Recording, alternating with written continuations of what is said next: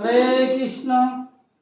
11ই September বুধবার শ্রী শ্রী রাধাষ্টমী ব্রত মহোৎসব দুপুর পর্যন্ত উপবাস, দুপুর 12টা পর অভিষেক করে চরণামৃত বয়ে আপনারা উপবাস ভাঙতে পারেন। আমরা এই উপবাস কেন করি আর এই উপবাসের ফলে আমাদের কী লাভ? শ্রীমতী রাধারানী শ্রীকৃষ্ণের ব্রজভূমির গোপবালিকা গণের মধ্যে ছিলেন শ্রেষ্ঠা,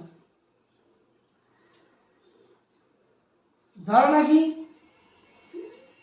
শ্রীকৃষ্ণের জন্মাষ্টমী উপবাস করেন নাই, তারাও যদি ভক্তি সহকারে শ্রীমতী রাধারানী উপবাস করেন তাহলে শ্রীকৃষ্ণের জন্মাষ্টমী তাদের পূর্ণ হয়ে যায়।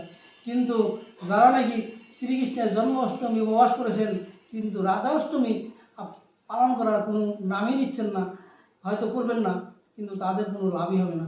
ভগবান শ্রীকৃষ্ণ ছিলেন যার নির্দেশে নাকি অনন্ত কোটি ব্রহ্মাণ্ড সৃষ্টি হয়েছে, আর যিনি নাকি অনন্ত কোটি ব্রহ্মাণ্ডে অনুপ্রাণিত বিরাজমান থাকে, আর যিনি নাকি ছিলেন মায়াধীশ, সকলেই তাকে আকর্ষণ করে, মানে তিনি ছিলেন হলো সর্বাকর্ষক। ভগবান শ্রীকৃষ্ণ সর্বাকর্ষক, অর্থাৎ সকলেই ভগবানকে আকর্ষণ করে। আর সে ভগবান কী করে? ভগবান শ্রীমতী রাধারানীকে আকর্ষণ করে।